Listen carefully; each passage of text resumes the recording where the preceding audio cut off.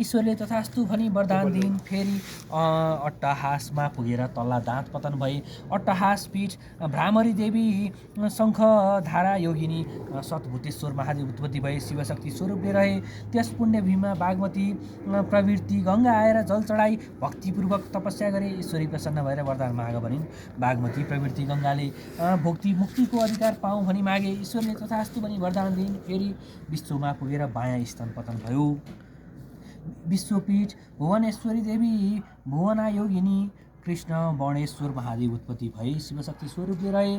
त्यस पुण्यभूमिमा श्रीकृष्ण आई तपस्या गरे। ईश्वरी प्रसन्न भएर वरदान माग भनिन्। श्रीकृष्णले तिनै लोकका स्त्रीहरू मदेखि मोहित हौन् भनी मागे। ईश्वरले तथास्तु भनी वरदान दिइन्। कुमारजी आज्ञा गर्नुहुन्छ हे अगस्त्य मुनि। त्यसपछि राजगृहमा पुगेर दाहिने कुहुना पतन भयो। राजगृह पीठ राजगृहेश्वरी देवी उल्कामुखी योगिनी हरेश्वर महादेव उत्पत्ति भए शिवशक्ति स्वरूपले रहे। त्यस पुण्यभूमिमा वायु आएर सुगन्ध चलाई तपस्या गरे। ईश्वरी प्रसन्न भएर वरदान माग भनिन् र वायुले सम्पूर्ण जीवात्मा जति छन् तिनको प्राणवायु हुन सकौँ भनी मागेर ईश्वरले तथास्तु भनी वरदान दिइन्। फेरि महापन्थमा पुगेर बायाँ कुहुना पतन भयो। महापन्थ पीठ प्रचण्ड चण्डिका देवी रेणुका योगिनी विश्वामित्रेश्वर महादेव उत्पत्ति भए शिवशक्ति स्वरूपले रहे।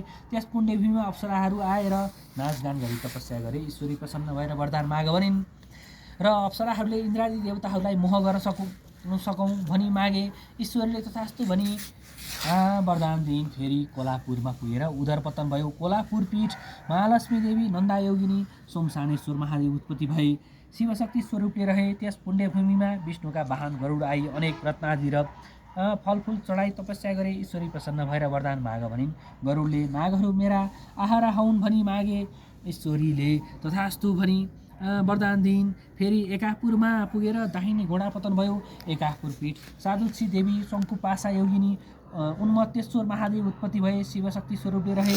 त्यस पवित्र भूमिमा प्रस्तर शिलाहरू आएर तपस्या गरे। ईश्वरी प्रसन्न भएर वरदान माग भनिन् र शिलाहरूले देवताहरूका अङ्गमा लागौँ भनी मागे। ईश्वरले तथास्तु भनी वरदान दिइन्। फेरि ओमकारेश्वरमा पुग्दा माथिल्लो ओठ पतन भयो। ओमकारपीठ मातृका देवी पूर्णधरी योगिनी सन्तानेश्वर महादेव उत्पत्ति भए शिवशक्ति स्वरूपले रहे।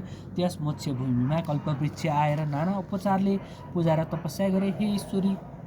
ईश्वरी प्रसन्न भएर वरदान माग भनिन्। अनि कल्पवृक्षले जे चितायो उही फलाउन सकौँ भनी मागे। ईश्वरीले तथास्तु भनी वरदान दिइन्।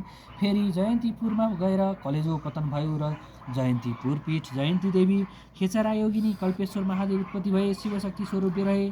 त्यस सिद्ध भूमिमा तुलसी कुश आएर तपस्या गरे। ईश्वरी प्रसन्न भएर वरदान माग भनिन्। तुलसी कुशले स्वर्ग मर्त्य पाताल तिनी लोकले हामीलाई मानुन् भनी मागे। ईश्वरले तथास्तु भनी वरदान दिइन्। फेरि उज्जैनमा गई रगतको डल्लो पतन भयो। उज्जैन पीठ महाकाली देवी ललजी योगिनी झङ्केश्वर महादेव उत्पत्ति भए शिवशक्ति स्वरूपले रहे। त्यस पुण्यभूमिमा हिमालय पर्वत आई तपस्या गरे। ईश्वरी प्रसन्न भई वरदान माग भनिन्। हिमालय पर्वतले देवता मनुष्य आदि सबैलाई मोक्ष दिन सकौँ भनी मागे। ईश्वरले तथास्तु भनी वरदान दिइन्। फेरि चरित्रपुरमा पुगेर दाहिने करङ पतन भयो। चरित्रपुर पीठ सवर्णेश्वर देवी चित्रमणा योगिनी व्ययेश्वर महादेव उत्पत्ति भए शिवशक्ति स्वरूपले रहे। त्यस सिद्ध भूमिमा योगिनी गणहरू आएर तपस्या गरेर समस्त ईश्वरी प्रसन्न भई वरदान माग भनिन्। योगिनी गणहरूले योग सिद्ध होस् भनी मागे। ईश्वरीले तथास्तु भनी वरदान दिइन्। फेरि श्रीगापुरमा गई घुँडा पतन भयो। श्रीगापुर पीठ युगाद्या देवी कलङ्का योगिनी सहस्त्रनेत्रेश्वर महादेव उत्पत्ति भए शिवशक्ति स्वरूपले रहे। त्यस मोक्ष भूमिमा मातृका गण आई नाना उपचारले पूजा र तपस्या गरे। ईश्वरी प्रसन्न भएर वरदान माग भनिन्। मातृका गणले स्थानका मालिक हुन पाऊँ भनी मागे। ईश्वरले तथास्तु भनी वरदान दिइन्। फेरि हस्तिनापुरमा पुगेर दाहिने कुम पतन भयो। हस्तिनापुर पीठ चण्डेश्वरी देवी कोटराक्षा योगिनी मुसुखारेश्वर महादेव उत्पत्ति भए शिवशक्ति स्वरूपले रहे। त्यस पुण्यभूमिमा सुदर्शन चक्र आएर तपस्या गरे। ईश्वरी प्रसन्न भएर वरदान माग भनिन्। सुदर्शन चक्रले समाजकर्ता हुन पाऊँ भनी मागे। ईश्वरीले तथास्तु भनी वरदान दिइन्। फेरि उड्डयनमा गएर शिर पतन भयो। उड्डयन पीठ चित्रकला देवी पिङ्गलाक्षा योगिनी यज्ञेश्वर महादेव उत्पत्ति भए शिवशक्ति स्वरूपले रहे। त्यस पुण्यभूमिमा हनुमान आएर नाना फलफुल चढाई खेली कुदी तपस्या गरे। ईश्वरी प्रसन्न भएर वरदान माग भनिन्। हनुमानले रामचन्द्रको सेवक भई लङ्का डढाउन सकौँ भनी मागे ईश्वरले तथास्तु भनी वरदान दिइन्। फेरि प्रयागमा गएर फोक्सो पतन भयो प्रयाग पीठ। सुन्दरी देवी शिवगङ्गा योगिनी महिदेवेश्वर महादेव उत्पत्ति भए शिवशक्ति स्वरूप रहे। त्यस पुण्यभूमिमा 10 अवतार आई तपस्या गरे। ईश्वरी प्रसन्न भई वरदान माग भनिन् र 10 अवतारले सत्य त्रेता द्वापर र कली चारै युगमा दुष्ट दैत्यहरूको संहार गर्न सकौँ भनी मागे ईश्वरले तथास्तु भनी वरदान दिइन्। फेरि विश्वमा गई मृगौला पतन भयो विश्वपीठ। झम्केश्वरी देवी झङ्काली योगिनी कुण्डलेश्वर महादेव उत्पत्ति भए शिवशक्ति स्वरूप रहे। त्यस पुण्यभूमिमा विश्वकर्मा आएर नाना चित्र विचित्र गरी देवालय बनाई तपस्या गरे। ईश्वरी प्रसन्न भएर वरदान माग भनिन्। विश्वकर्माले मेरो कीर्ति सत्य त्रेता द्वापर र कली चारै युगमा चन्द्र सूर्य रहेसम्म रहोस् भनी मागे ईश्वरले तथास्तु भनी वरदान दिइन्। फेरि मायापुर हरिद्वारमा गई फियो पतन भयो मायापुर पीठ। मायादेवी चञ्चला योगिनी तपस्वेश्वर महादेव उत्पत्ति भए शिवशक्ति स्वरूप रहे। त्यस तपोभूमिमा 64 लिङ्गे आएर जप ध्यानसहित तपस्या गरे। ईश्वरी प्रसन्न भएर वरदान माग भनिन् र 64 लिङ्गले स्वयम्भू लिङ्ग भएर रहौँ भनी मागेर ईश्वरले तथास्तु भनी वरदान दिइन्। फेरि मल्लगिरीमा पुगेर मायाकुम पतन भयो मल्लगिरी पीठ। मालिका देवी कलङ्क जिह्वा योगिनी उमेश्वर महादेव उत्पत्ति भए शिवशक्ति स्वरूप रहे। त्यस पुण्यभूमिमा भूत प्रेत पिशाच आदि आएर नाचिखेली तपस्या गरे। ईश्वरी प्रसन्न भएर वरदान माग भनिन् र भूत प्रेत पिशाचले सधैँ हजुरको बगैँचामा बस्न पाऊँ भनी मागे ईश्वरले तथास्तु भनी वरदान दिइन्। फेरि शेरपुरमा पुगेर तालु पतन भयो शेरपुर पीठ। उमादेवी अष्ट वक्रता योगिनी योगेश्वर महादेव उत्पत्ति भए शिवशक्ति स्वरूपले रहे।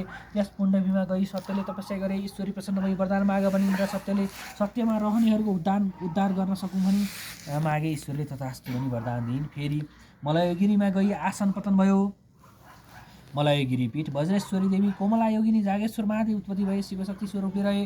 त्यस पुण्यभूमिमा गएर कलियुगले तपस्या गरे। ईश्वरी प्रसन्न भई वरदान माग भनिन्।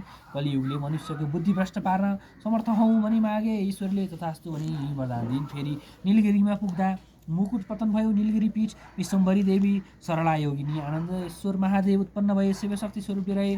त्यस पुण्यभूमिमा आदित्यादि नवग्रहहरूले तपस्या गरे। ईश्वरी प्रसन्न भएर वरदान माग भनिन् र आदित्यादि नवग्रहले लाभ हानिको अधिकार पाऊँ भनी मागे ईश्वरले तथास्तु भनी वरदान दिइन्। फेरि मेरुगिरीमा पुगेर सूचिस्थानमा पतन भयो मेरुगिरी पीठ। पूर्णादेवी कपालिनी योगिनी जीवा पतेश्वर महादेव उत्पत्ति भए शिवशक्ति स्वरूप रहे।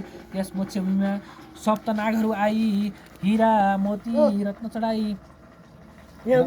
चढाई तपस्या गरे। ईश्वरी प्रसन्न भएर वरदान माग भनिन् र सन्त नागहरूले हाम्रो शरीर अगम्य होस् भनी मागे ईश्वरले तथास्तु भनी वरदान दिइन्। फेरि महेन्द्रा चलमा पुगेर दाहिने तिग्रा पतन भयो महेन्द्रा पीठ। इन्द्राणी देवी गमना योगिनी तारकेश्वर महादेव उत्पत्ति भए शिवशक्ति स्वरूप रहे। त्यस पुण्यभूमिमा नाना थरीका द्रव्य चढाई लक्ष्मीले सेवा गरिन् र ईश्वरी प्रसन्न भएर वरदान माग भनिन्। लक्ष्मीले कार्तिक कृष्ण अमावस्याका दिन सम्पूर्ण लोकले पूजा गरी मेरो सम्मान गरून् भनी मागिन् र ईश्वरले तथास्तु भनी वरदान दिइन्। फेरि वानरपुरमा गएर बायाँ तिग्रा पतन भयो वानर पीठ। कामेश्वरी देवी मेरुण्डा योगिनी वेदान्तेश्वर आदि उत्पत्ति भए शिवशक्ति स्वरूप रहे। त्यस मोक्षभूमिमा कमल आदि नाना पुष्पहरू आयु सुवास दिएर तपस्या गरे। ईश्वरी प्रसन्न भएर वरदान माग भनिन् र कमल आदि फुलहरूले पूजा कालमा प्रशस्त हौँ भनी मागे ईश्वरले तथास्तु भनी वरदान दिइन्। फेरि हिरण्यपुरमा गएर सुतस्थान गर्भस्थान पतन भयो हिरण्य पीठ। नव रत्नेश्वरी देवी त्रिपुरेन्द्र योगिनी नादेश्वर महादेव उत्पत्ति भए शिवशक्ति स्वरूप रहे। त्यस पुण्यभूमिमा सरस्वती आई अनेक स्तुति साथै तपस्या गरी ईश्वरी प्रसन्न गरिन्। ईश्वरी प्रसन्न भएर वरदान माग भनिन्। सरस्वतीले यावत जीवात्मा जति छन् तिनको बाणीमा मेरो निवास होस् भनेर मागिन्। ईश्वरले तथास्तु भनी वरदान दिइन्। फेरि महालक्ष्मीपुरमा गई बायाँ करङ पतन भयो महालक्ष्मीपुर पीठ। कमलाक्षी देवी दिगम्बरा योगिनी त्रिकुटेश्वर महादेव उत्पत्ति भए शिवशक्ति स्वरूप रहे। त्यस पुण्यभूमिमा अणिमादि अष्टसिद्धि आई योग मार्गले तपस्या गरे। ईश्वरी प्रसन्न भएर वरदान माग भनिन् र अष्टसिद्धले अमर हौँ भनी मागे ईश्वरले तथास्तु भनी वरदान दिइन्। फेरि उद्यानमा गई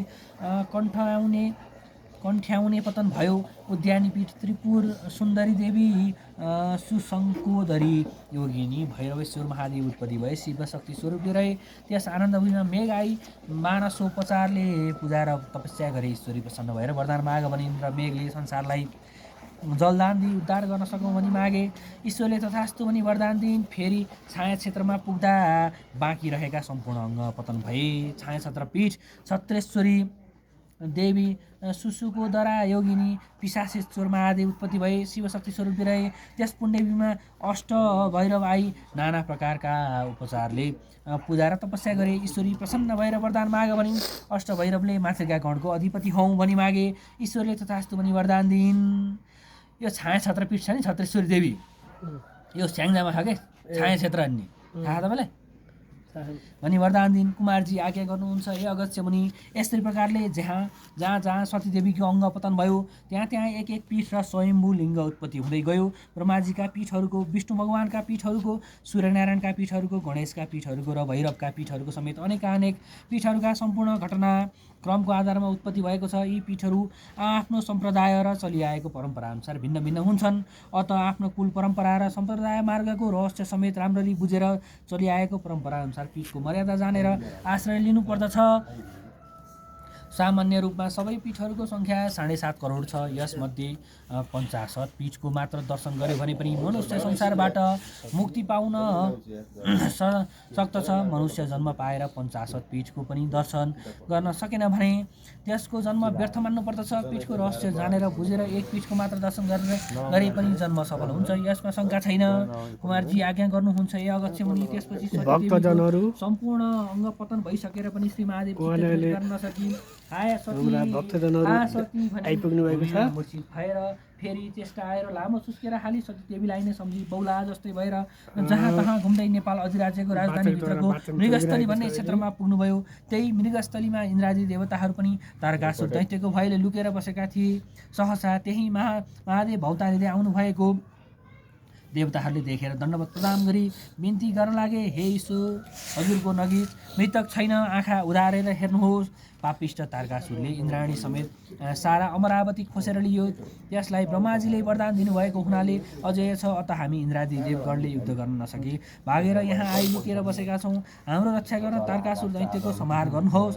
यदि इन्द्रादी 33 कोटी देवताहरूले बिन्ती गरेको सुनि महादेवले आँखा उघारेर हेर्नुभयो। अनि इन्द्रादी देवताहरूले देखेर केही पनि उत्तर नदिई सतीदेवीलाई नै सम्झेर हा सती भन्दै त्यहाँबाट जानुभयो। हे अगस्त्य मुनि, महादेवले शोक गरेको संसारमा भएका सम्पूर्ण संसारका कुनै जीवले पनि सहन सकेनन्, अर्थात् प्रत्येक जीवात्मा दुखी भए। यस्तै प्रकारले शोक गरेर दिव्य 100 वर्ष पर्यन्त पृथ्वी भ्रमण गरेर हिँडिरहनु भयो। कुमारजी आज्ञा गर्नुहुन्छ हे अगस्त्य मुनि। त्यसपछि एक दिन भगवान शिवले चित्त दृढ गरी हेर्दा सतीदेवीको शरीर आफूसित रहेनछ भन्ने जानेर अब कसो गरौँ, कहाँ जाउँ भन्दै सकेसम्म चित्तलाई धैर्य लिई अब तपस्या गर्न उत्तरापन्थमा जान्छु भनी हिँड्नु भएको, तर चित्त दृढ हुन सकी भ्रम भएर उत्तरतिरको बाटो छोडेर दक्षिणको बाटो लागेर जाँदा कर्णाटक नगरको ब्रह्मपुत्र भन्ने स्थानमा पुग्नु भएछ। त्यहाँका ऋषिहरू गङ्गा स्नान गर्न गएका थिए। महादेव त्यतैबाट जानुभएको ऋषि पत्नीहरूले देखेर परस्पर कुरा गर्न लागे, हे ऋषि पत्नी हो, ती जान लागेका महादेव हुन्। हेर सतीदेवी मन्नले बौला जस्तै भएर भौतारिरहेका छन्। हाम्रा ऋषिहरू एक भक्त बस्नाले दुर्बल पनि छन्। अत हामीलाई काम भोगमा सन्तुष्ट पार्न सक्दैनन्। अत हामीहरू श्री महादेवको पछि लागेर जाउँ भन्दै महादेवका पछि सारा ऋषि पत्नीहरू जाँदा भए। ऋषि पत्नीहरू त्यसरी हिँडेका गङ्गा स्नान गर्न गएका ऋषिहरूले थाहा पाएर खोज्दै गए। केही पर पुगेर बाटोमा भेट्टा, हे महादेव, हाम्रा स्त्रीहरू किन हरण गरेर ल्यायो भनेर सोधे। ऋषिहरूले त्यस्तो भनेको कुरा सुनेर महादेवले भन्नुभयो, तिम्रा स्त्रीहरू म किन हरण गरेर ल्याउँदथे। महादेवले त्यति भनेपछि ऋषिहरूले यी तिम्रा पछि लागेर आएका को हुन् त भने। अनि महादेवले फर्केर हेर्दा ऋषि पत्नीहरूलाई देख्नुभयो। अनि मैले ल्याएको त होइन, किन आएछन् भन्नुभयो। अनि ऋषिहरूले हे महादेव, तिम्रो लिङ्ग देखेर हामीहरूका स्त्रीहरू पछि लागेका हुन्, अत तिम्रो त्यो लिङ्ग पतन होस् भनी श्राप दिए। ऋषिहरूको श्रापले तत्काल महादेवको लिङ्ग पतन भयो र त्यही लिङ्गबाट एक ज्योतिर्लिङ्ग उत्पन्न भई सारा ब्रह्माण्ड ढाक्न लाग्यो। अनि समस्त देवता प्रवृत्ति ऋषि यक्ष गन्धर्व किन्नर दैत्य तत्काल श्री विष्णु भगवान कहाँ पुगेर लिङ्ग उत्पत्ति भएको विवरण सुनाई बिन्ती गरे। हे वैकुण्ठनाथ, श्री महादेवको ज्योतिर्लिङ्ग उत्पत्ति भई सारा ब्रह्माण्ड ढाक्न लाग्यो। त्यो स्थिति देखेर बिन्ती गर्न आयौँ। अब जे गर्ने हो तत्काल गर्नुहोस्। ब्रह्मादि देवताको प्रार्थना सुनि विष्णु भगवान तुरुन्त उठेर त्यो ज्योतिर्लिङ्गलाई अङ्गालो हाल्दैमा साम्य भयो। त्यो देखेर समस्त देवता, यक्ष, गन्धर्व, किन्नरहरूले धन्य धन्य विष्णु भनी अनेक प्रकारले उनको स्तुति गरेर आफ्ना आफ्ना आश्रममा गए। त्यसपछि त्यही ज्योतिर्लिङ्गबाट प्रकट भएर श्री महादेवले ऋषिहरूलाई भन्नुभयो, हे ऋषि हो, तिमीहरूले म निर्दोषलाई श्राप दियो, अत तिमीहरूको पनि विष्णुको र मेरो सेवा नगरी वाक्य शुद्ध नहोस्। फेरि ब्राह्मणहरू पनि विष्णुकी वा मेरी पत्नीको सेवा नगरी ब्राह्मणीहरू पनि विष्णुकी वा मेरी पत्नीको सेवा नगरी एक पुरुष मानेर बस्न नसकुन्। यति श्राप दिएर उत्तरा पन्थामा गएर काम, क्रोध, लोभ, मोह छाडी सम्पूर्ण इन्द्रिय बाँधी परब्रह्ममा चित्त लगाई कठोर तपमा लीन हुनुभयो।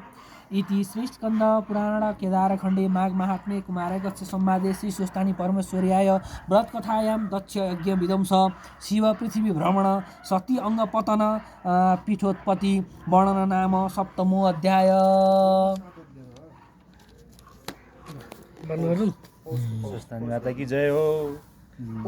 स्टप गर्नु, स्टप।